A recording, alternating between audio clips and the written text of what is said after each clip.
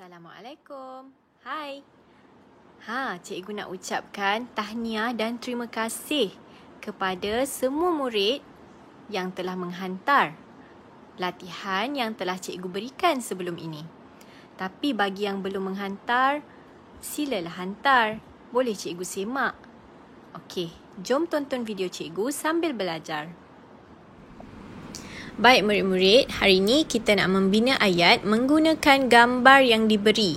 Okey, gambar yang diberi ialah perkataan-perkataan KVK, iaitu yang pertama sampah. Yang kedua, pensel. Yang ketiga, mancis. Yang keempat, biskut. Baiklah, ini ialah ayat-ayat yang cikgu buat untuk kamu sebagai contoh. Nombor 1, cikgu gunakan perkataan sampah dalam ayat cikgu. Sampah itu busuk. Ingat, kita pernah belajar sebelum ni macam mana kita nak membina ayat. Sila rujuk jadual yang cikgu pernah tunjukkan, yang terdiri daripada 3 kumpulan. Baiklah, ingat, ayat yang kita bina tidak semestinya panjang lebar, kerana kalau kita buat ayat terlalu panjang, cikgu risau perkataan yang kita masukkan mungkin akan salah ejaan, kita akan tersalah gunakan perkataan yang tidak sesuai. Jadi untuk peringkat kita gunakan sahaja ayat-ayat yang mudah. Okey, kita nak membina ayat yang mudah, kita buat ayat yang betul dan ringkas. Ringkas maksudnya ayat-ayat yang pendek sahaja. Okey, tak perlu panjang sangat. Okey, yang kedua kita gunakan perkataan pensel. Okey, abang beli pensel. Okey, kita boleh bina macam-macam ayat lagi menggunakan perkataan pensel. Ini contoh yang cikgu berikan. Okey, selepas ini cikgu akan berikan latihan untuk awak dan awak boleh bina macam-macam ayat menggunakan perkataan pensel. Rujuk jadual yang cikgu berikan, okey, sebelum ini. Okey, yang seterusnya, gambar mancis. Contoh ayat, bapa ambil mancis itu. Ingat, dalam ayat ni, kita ada siapa ataupun kata nama. Bapa, perbuatannya ialah ambil. Ambil apa? Ambil mancis itu. Yang keempat, gambar biskut. Emak hidang biskut. Baik murid-murid, sekarang kita nak lihat bagaimana kita nak menyusun perkataan-perkataan membentuk ayat yang betul. Baik, lihat nombor 1. Mula-mula kita baca semua perkataan dahulu. Duit, simpan, dalam, saya, tabung. Baik, kalau nak membina ayat, kita perlu letakkan perkataan yang sesuai di hadapan. Dalam contoh ayat nombor 1 ini, biasanya kita akan letakkan kata nama ataupun siapa di hadapan. Kalau dalam ayat ni tidak diberikan pembayang ataupun clue, iaitu huruf besar di hadapan. Okey, dalam perkataan yang diberi ni tak ada pun huruf besar. Jadi kita tak tahu yang mana kita nak letak di hadapan. Kita carilah kata nama ataupun orang ataupun siapa yang sesuai untuk kita susun perkataan-perkataan ni membentuk ayat. Okey. Dalam perkataan-perkataan nombor 1 ni, kita lihat ada saya. Jadi kita tuliskan dahulu nombor di atas perkataan tu. Saya. Kemudian saya. Saya mesti diikuti dengan kata kerja, iaitu perbuatan. Saya buat apa? Simpan. Okey, tulislah nombor 2 di atas perkataan simpan. Saya simpan. Baik. Kalau simpan, mesti diikuti dengan kata nama ataupun objek ataupun benda.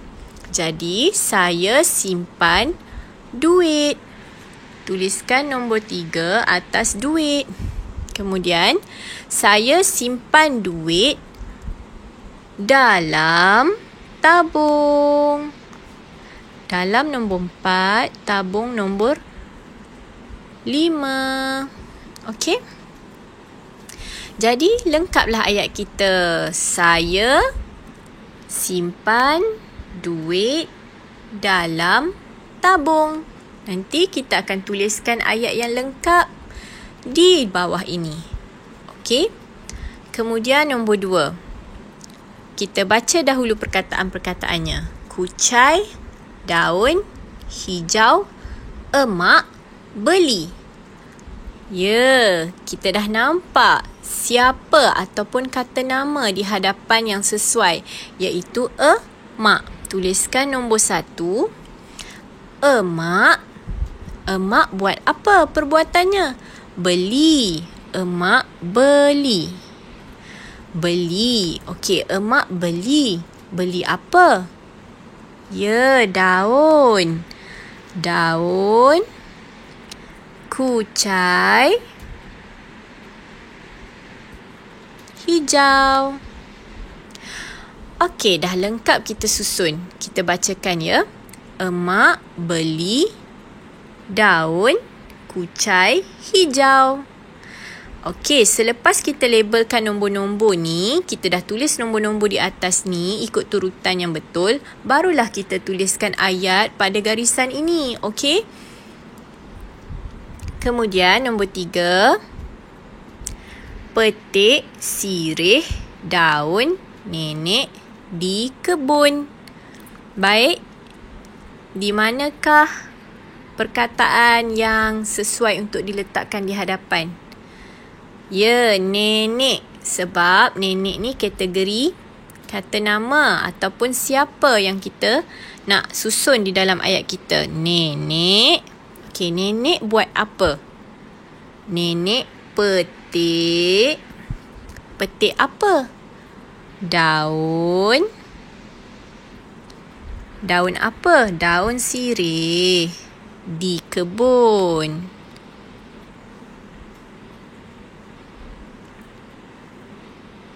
Okey. Jadi, kita pun dah susun ayat kita. Nenek petik daun sirih di kebun. Kemudian kita tulislah ayat kita di sini. Okey?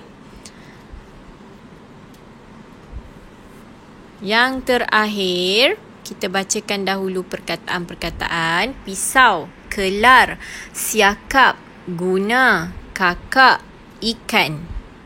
Banyak perkataan ni. Sekali lagi, pisau, kelar, siakap, guna, kakak, ikan. Apa yang sesuai? Perkataan mana yang sesuai kita letak di hadapan?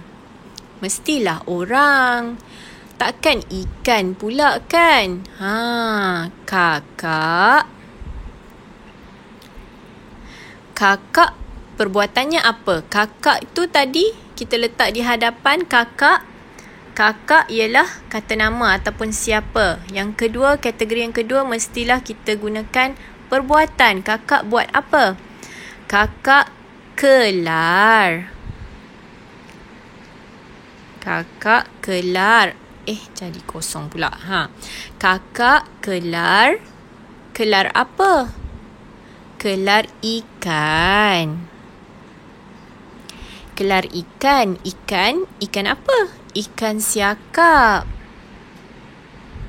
Kakak kelar ikan siakap guna pisau. Dah lengkap ayat kita.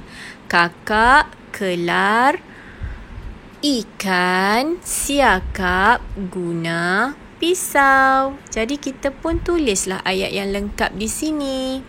Okey, untuk murid-murid cikgu akan berikan latihan susun ayat ni kepada kamu selepas ini.